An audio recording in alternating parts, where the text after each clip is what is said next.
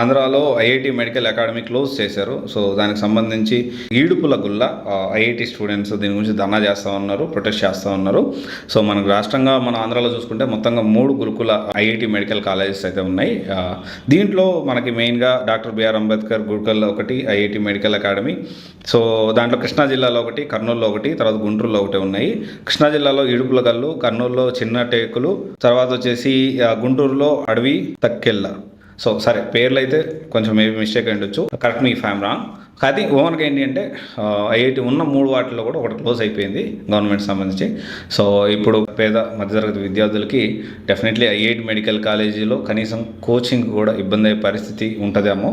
So మరి చూడాలి. Definitely మీరందరూ కూడా ఏంటి అంటే మీ దగ్గర ఒకవేళ ఐఐటి మెడికల్ అకాడమీ జాయిన్ అవ్వాలి అనుకుంటే కొంచెం మంచి ఇన్స్టిట్యూట్ని సెలెక్ట్ చేసుకోండి. అవసరమైతే నేను కూడా కొంచెం డిస్కౌంట్ ఇప్పిస్తాను మీకు.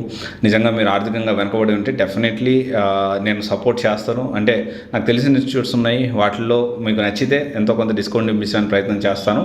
సో ఇది ఒకసారి ఆలోచించండి. సో తొందరపడద్దు, ఓకేనా? ఎనీవే ఇదైతే అప్డేట్. Thank you.